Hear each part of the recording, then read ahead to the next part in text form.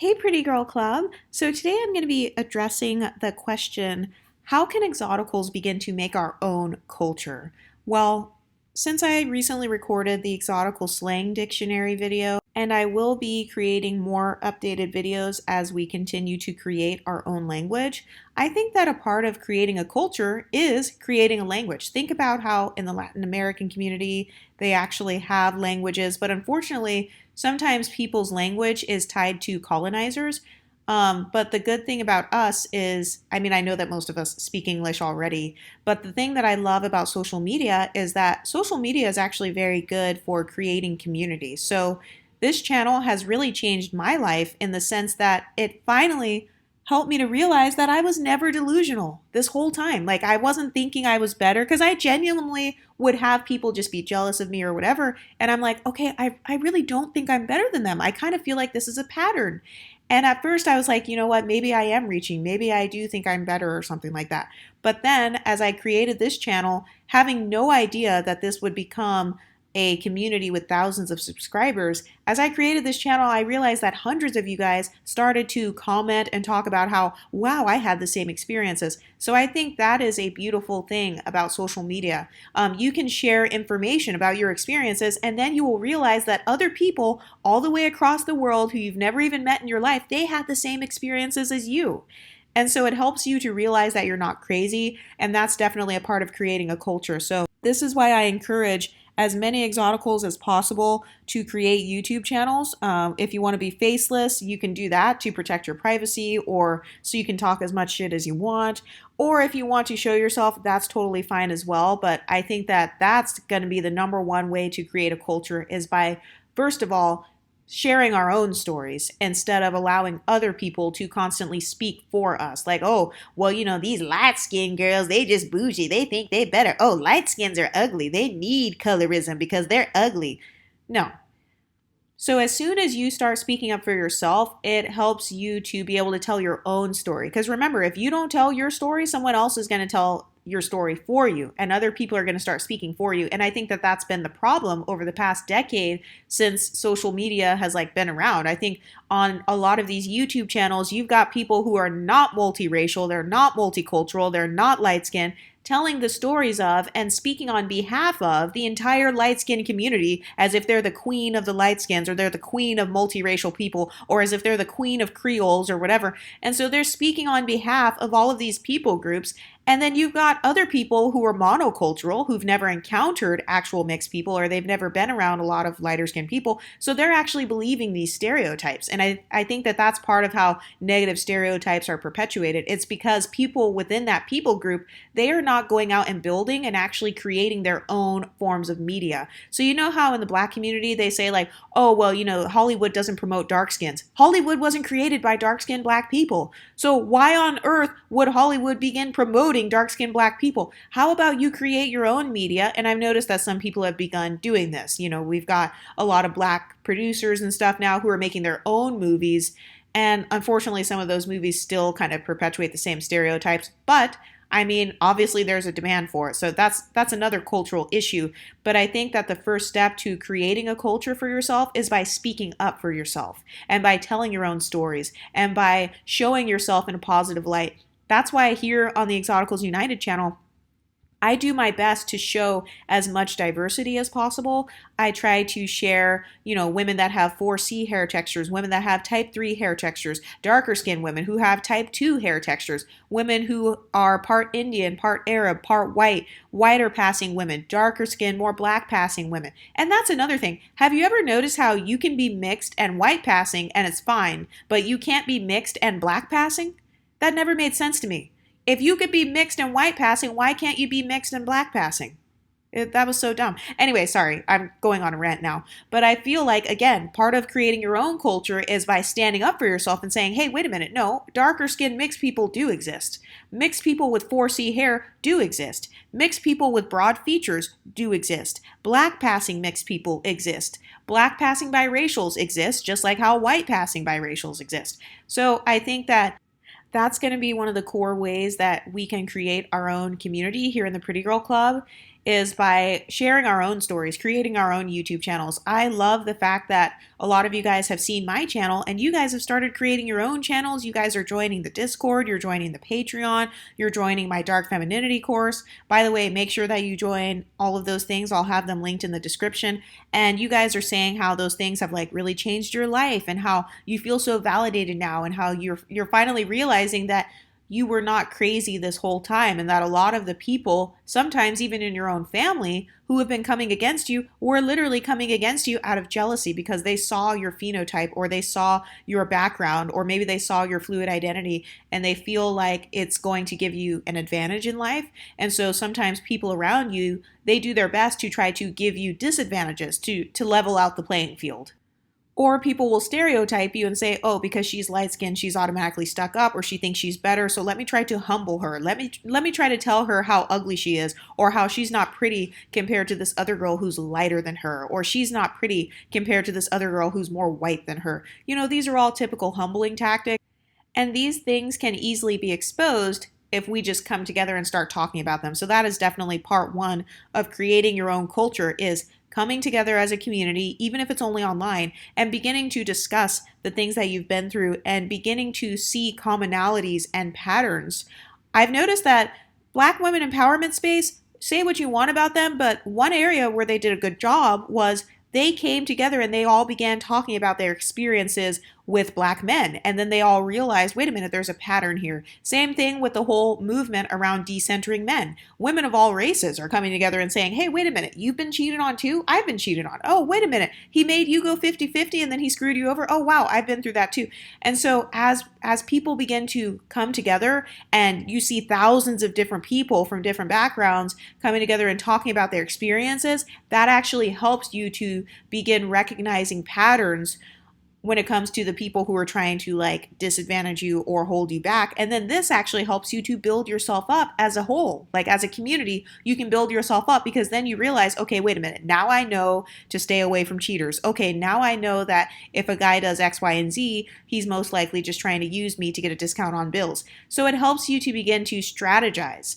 And so that's the number one way that we can build a culture here in the Exoticals United community, is by continuing to come together.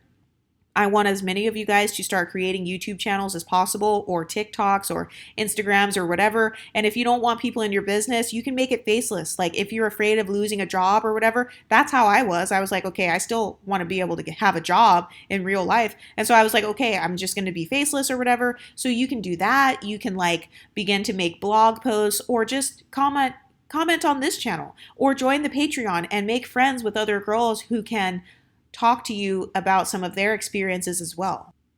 Another way that we can build a culture as Exoticals is by realizing that not everyone's going to like us. Like for me, I don't try to identity police people. I don't argue and divide people up based on who's half white, who's half Asian, who's a quarter of this and a quarter of that.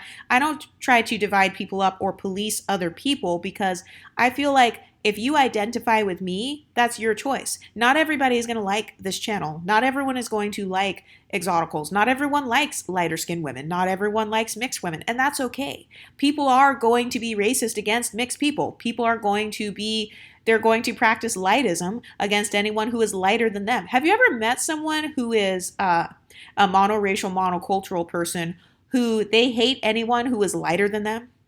You may not even be light skinned, but because you are slightly lighter than them, or because your hair texture is like slightly looser than theirs or whatever, they automatically hate you. Or because your features are slightly more keen than theirs, they hate you. So this is something that happens to us in the Pretty Girl Club all the time. Sometimes people just don't like us because they don't like our culture. They don't like Exoticals. They don't like the Pretty Girl Club. They don't like women who are experiencing advantages in life due to their beauty and stuff like that. They don't like women who have a fluid identity, who quote unquote talk white, which I always thought was stupid. It's like, so because I don't speak in African American vernacular English, that somehow makes me trying to be white. No, I'm simply multicultural. I come from a multicultural background. So yes, I was raised by people who talk like just like me, and that's okay. And so I think that accepting the fact that not everyone's going to like you, that is a part of building your own culture, because then you can simply just talk to the people within your group. And this is a part of why I created the exotical slang video. It's because I want us to use slang words that only we know about. And, it's kind of like a signal to other people who are also exoticals, like, oh, okay, they just use the phrase MLS. So I already know kind of like where they're coming from and the sort of talking points that they're going to use because they're talking about MLS people. So they're probably a part of the Pretty Girl Club or they're familiar with that sort of content and that sort of rhetoric. I want us to begin building our own rhetoric that nobody can take away from us, that we ourselves have created. And I've noticed that lots of other people are starting to pick up the phrases like exotical tax. I've seen other YouTubers use phrases like MLS or things like that. So I think that is, like I said, that's a good way to build a culture as well. Another way that you can build a culture, if you're interested in this or if you want to do this, stay safe while doing this, but you can also date within your cultural group, just like other people do. So, like for me, for example, my boyfriend is a fellow mixed person. He is biracial. So I like to date within my group because I love how I can talk about these issues and how, it's not weird or whatever. I'm not being delusional or like thinking people are jealous of me when they're not. I'm not being silly when I talk about being fetishized and stuff like that because my boyfriend can actually relate to that. He said he has been fetishized by darker skinned black women and how people have said that they want to have babies with him so that they can have like mixed hair or whatever. I always thought that was dumb, like the whole good hair, bad hair thing. But anyway, that is another way that you can, if you feel comfortable, that's a way that you can build your own culture as well. So, but be sure to just do it safely. If you have decentered men or you don't want to date, you can just ignore that talking point. You don't have to do that. But another way that we can build a culture as exoticals is making friends. Women who fit our own phenotype or other MLS women. It's so funny because, so when I was at work, there was this one lady. So she was a monocultural. She was more monocultural, but she was lighter skinned. She was like my color. Sometimes she was even lighter than me. Like if I went in the sun or whatever, then sometimes she would be lighter than me. But she was clearly mixed. I don't know if she knew what she was mixed with, but anyway, so she would make yellow bone jokes with me when we were at work. And say what you want. Like, no, she wasn't being colorist against anyone darker skinned. She wasn't saying, oh, I'm better than dark skins or anything like that. But I remember she was just talking to me about how the guy she was dating would make jokes and call her his yellow bone baddie or whatever. So why did she make that joke to me personally? Well, she only made that joke to me because she felt like I could relate to her because of her phenotype. And she felt like I would understand where she's coming from and like I wouldn't judge her. So I would say if you're going to talk about your experiences as an exotical, make sure you're only talking about those experiences around other people who also identify with this community. And that's where our language comes into play because if you hear other women saying, "Oh, I'm an MLS woman" or whatever, if you hear other women saying that, then you kind of can get a gauge on where they're at with it because it helps you to recognize, oh, okay, so maybe they're familiar with like these channels, these YouTube channels are kind of like this growing movement on YouTube because this is a growing movement at this point. I mean, we are headed towards 10K. We've got other people who are beginning to create their channels. We've got traction being gained all over social media. I'm starting to get tagged on TikTok now. I haven't even made a TikTok yet. Like I haven't even made any posts on there yet, but I'm already being tagged. I've got other creators like talking about me or like responding to my content. Even the haters are coming out of the woodworks, obsessing over my channel. Meanwhile, their channels are remaining stagnant. So it's amazing to see that we actually are building a culture. The Exoticals have united, and we're not going anywhere. We are finally speaking up for ourselves, and I'm just glad that I can be a part of this movement, and I hope that more of you guys can make your own channels as well. And that actually leads me to my next point. Another way that we can begin to build our culture as Exoticals is by changing our usernames and changing our avatars to proudly reflect our phenotypes or our heritage. So for example, you know how in the Black community, they will call themselves Chocolate Princess, Nubian Queen, Melanin Goddess, and then they'll have a picture of like a cartoon character or something that has like a really big poofy afro. So that's what I was trying to do with this, with the Exoticals United community. I wanted more of you guys, and I see a lot of subscribers where you guys are like making avatars and stuff and they look like mine, or you're making one like that represents your own face or your own phenotype or whatever. or even if it is just a cartoon, and you are calling yourselves names like Caramel Creole Princess or Golden Caribbean Goddess or Uppity Light Skin or Bougie Beige Baddie or something like that. Every time you call yourself by a name that describes your cultural background, you're actually helping build the culture because there are some stereotypes about MLS people that I love, that I want to hold on to. I love the stereotype about MLS women that we are feminine, not the stereotype, not the negative stereotype about the men, but this is a channel that's geared towards girls. So I love the stereotype that we are feminine and that we are like princesses and stuff. So if you want to play with words and play on that when it comes to your cute usernames and stuff, first of all, that's affirming to your own femininity and it's affirming to your own beauty. Like I love calling myself names like yummy names like caramel, butter pecan, peanut butter, whatever, golden, all of that stuff. Those things are actually affirming. It helps you to love yourself. It helps you to love your skin tone. It helps you to love your phenotype. Let's say you have like green eyes or something. I don't know. You can call yourself like green eyed baddie, green eyed princess.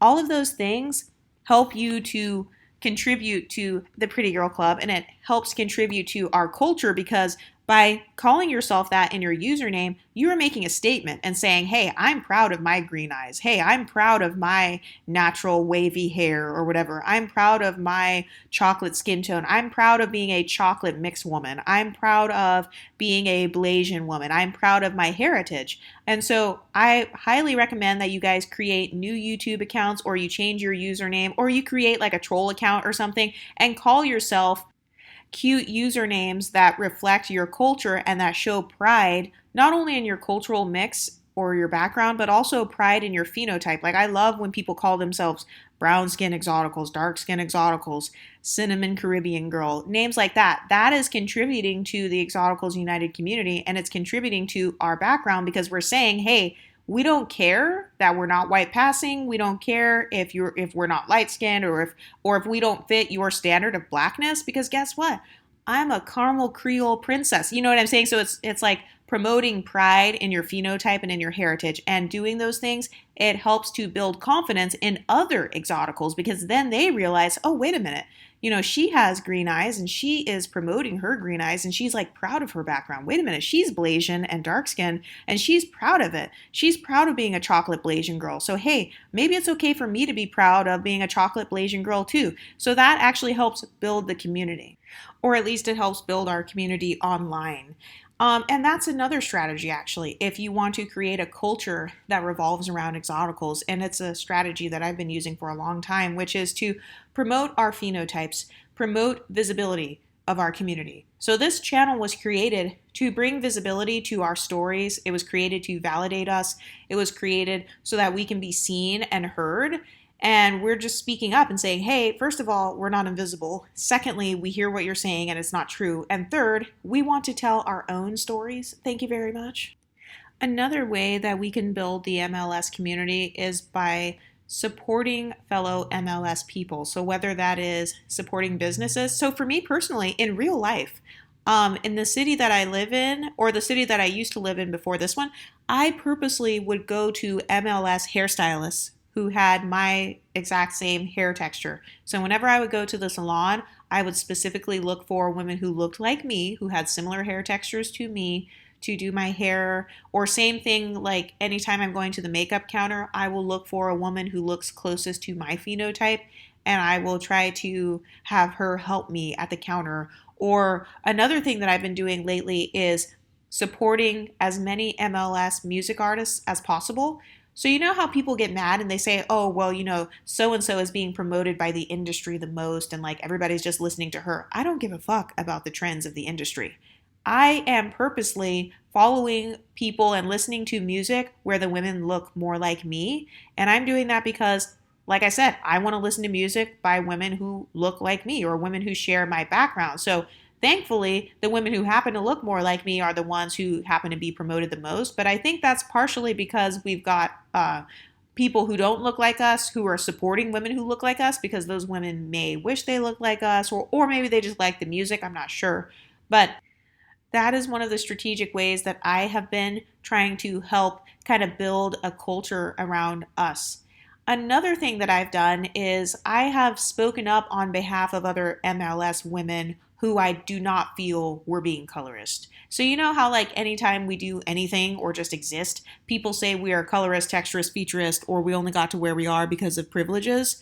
Anytime I see lies being spread about us, I try to speak up, whether that's online or like in person occasionally. I don't really do it that often in person, but I try to speak up and say, hey, wait a minute, she actually wasn't like being racist in that moment. I think she was just probably speaking up about her own experiences, like the documentary Light Girls. Light Girls was not racist against darker skinned people. Light Girls was simply women telling their side of, how they've experienced pedestalization and how people have fetishized them, or, telling their experiences of how they were treated by darker skinned monoracial women who were facing the traumas that they experienced due to their colorism or, texturism, featurism, or whatever they were going through. They were just simply telling their side of the story. They weren't saying anything negative about darker skinned people at all. But people think that the existence of that documentary is somehow against darker skinned people, or this whole argument that we are replacing them. How is Beyonce replacing Kelly? Beyonce exists and Kelly exists as well. Beyonce didn't replace Kelly. Kelly replaced herself by stepping into the background and allowing Beyonce to, continue to grow or whatever. Beyonce's actually talented. She's actually good at what she does. So no, I don't think that she just replaced unambiguous women and that like all of these other unambiguous women are just so much better than Beyonce, a way better singer, way better performer. No, I believe that Beyonce is actually a world-class performer, regardless of what her skin tone is. And so I try to speak up whenever I see people like spreading lies and stuff or accusing others of being racist, colorist, texturist, featurist, etc., when they're clearly not. And I think that that actually contributes to building the MLS culture as well. Another way that I personally work on building the exotical community and culture is by celebrating our diversity. So instead of trying to divide everyone up by, who's half this and who's part that and who's 1/3 of this, instead of dividing everyone up based on all of these smaller sectors, because that's what other communities have tried to do to us. In the monoracial, monocultural Black community, they've tried to divide us all up and say, well, you're Afro-Latina and she's Black and white, so you guys can't relate, so shut up. You don't have anyone on your side, basically. You're outnumbered. But if we all unite and come together, regardless of our ethnic mixes, first of all, we all have Blackness that bonds us. And so that's what I've tried to do on this channel is highlight the things that bond us together. Our Blackness bonds us together, and also the experiences that we've had with our shared Blackness. Those things bond us together. And also the various privileges or pedestalization or fetishization that we have experienced and the traumas that we've had, unfortunately, have also bonded us together. And so finding commonalities with other women and also celebrating your diversity and celebrating your differences, but not allowing those small differences to come between you, that is how I have tried to help build the Exoticals United community. Because I've realized that, for example, I have a cousin, my first cousin, she looks like how Chili looks. So she has the same mix as me, similar percentages or whatever, and she just happens to be darker and she has slightly looser hair than I do. So, but I noticed when she was growing up, because she's like half my age, she's still a teenager actually, but when she was growing up, people used to still say the same exact things to her. They would say, you're not Black enough. Why does your mom look like that? Why does your grandma look like that? You don't look like your own family members. You're benefiting from texturism. So they would give her the same exact arguments. And so what I realized is that for us Exoticals, we have more shared experiences than differences. So I think that yes, we may have some cultural differences because maybe you are Creole and then somebody else is Blasian, and maybe you guys ate different foods at the dinner table or whatever. But when it comes to the big experiences that have kind of shaped you as a person, and when it comes to the traumas you've experienced, mainly in the Black community, because again, Blackness is what bonds us here on this channel. So when it comes to the experiences you've had in the Black community and experiences that you've had with your other ethnic background, like your non-Black side, we can all relate when it comes to that. Or for the lighter skinned monoracials, or for the Exoticals who are monoracial, who just look mixed, You can relate when it comes to your phenotype because you've been mistaken for us. We get mistaken for each other all the time. And so you are still having people asking you, what are you mixed with? Or people are still saying you don't look black. And they're still throwing you in and out of the black community, just like how they do with us. So anyway, those are some of the ways that I have tried to build the Exoticals United community and build a culture for all of us. Because I feel like we have gone without a culture and we've gone without a sense of community. We've gone without being able to have conversations for far too long. It's been decades at this point, and now we are not going to remain silent. The Exoticals have united. Anyway, I will have my Patreon and the Dark Femininity course linked in the description. Let's get the discussion started, and I'll talk to you next time. Stay pretty, ladies.